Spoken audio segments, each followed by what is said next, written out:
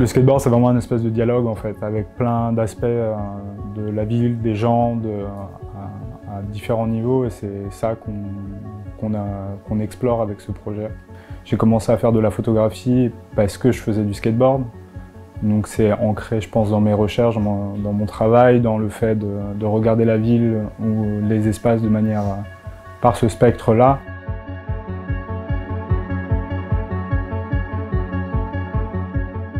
C'est vrai qu'après tout le process, on va dire, de création et du projet, ça m'a amené à voir beaucoup d'autres choses. Le fait d'aller se promener en ville avec François, justement de regarder la ville avec cet œil-là, de commencer à vouloir courber, on va dire, chaque espace.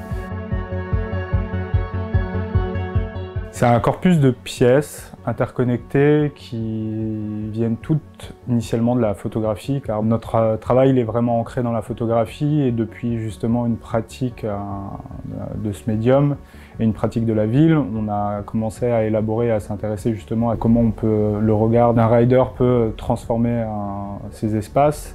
La transformation de l'image et le fait de passer donc je dis image, mais c'est assez vaste, ça devient de la 3D, ça devient du virtuel, et après il y a tout ce passage en fait à la matérialité qu'on aime beaucoup, parce que c'est vraiment transformé donc, à partir du médium qu'on connaît et avec lequel on travaille. On développe en fait des pièces physiques. Voilà, on est parti donc sur la maison rampe, en fait, donc une pièce en bois. Elle a à la fois une charpente de maison, c'est un grenier. Donc c'était aussi par la matérialité, c'était d'amener aussi des imaginaires différents. Les artistes sont venus à nous avec une idée, des croquis d'une rampe de skate habitable, et ils voulaient qu'on perçoive à l'intérieur une structure qui évoque un intérieur. Et nos échanges, ça a amené à réfléchir à... Donc, par exemple, ils voulaient que la sculpture ait une structure un peu réaliste. Donc là, c'est là qu'en tant qu'architecte, on a dessiné une structure qui soit un petit peu crédible d'un point de vue théorique. Donc du coup, la première étape, ça a été de donner des images de référence de charpente classiques et voir ce qui leur convenait. Après, il y a eu un travail sur l'échelle du projet, les dimensions qu'ils voulaient avoir. Pareil, pour que ça rentre avec le budget, pour que ça s'adapte aussi à la scénographie du lieu. Et une fois que les éléments finaux ont été déterminés, on a commencé la production. Tout le côté autour de la réalité augmentée, donc c'était... C'est un peu une longue réflexion, parce d'expérience, voilà, on avait déjà travaillé avec ce médium.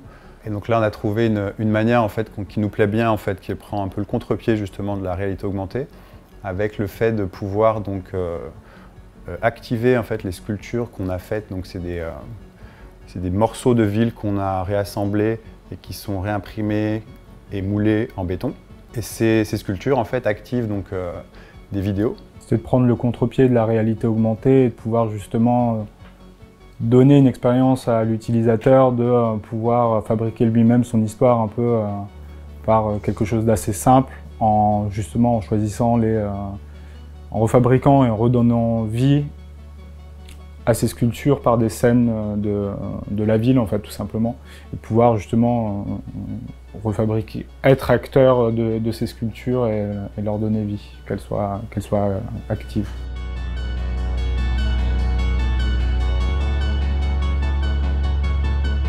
Donc les résines donc, qui sont liées, enfin, le procédé, c'était toujours un peu dans cette pratique de partir donc, du réel pour le réinterpréter. Donc c'est des vidéos en fait, qui ont été un peu décalquées de manière artisanale. On a essayé tout plein de procédés qu'on voulait pour être plus automatique, mais finalement la meilleure solution c'était voilà, de prendre cette vidéo et un peu image par image en fait, de recréer le mouvement donc, dans un espace 3D. L'idée elle vient initialement du fait de voir une figure et de se rendre compte qu'une figure c'est pas obligatoirement compréhensible, comment une planche tourne, comment... Certes, un mouvement est effectué, mais ça fabrique aussi un espace en fait, et un déplacement. Et c'est pour ça qu'on parle vraiment de chronophotographie. C'était aujourd'hui déplacer avec ces outils qu'on utilise, qui sont des outils 3D et numériques, nous ont permis justement de modéliser et de solidifier en fait cet espace de la figure. Et ça donnait un peu l'espace de montrer en fait tout ce qui se passe dans un quart de seconde. et de le figer voilà, dans le temps.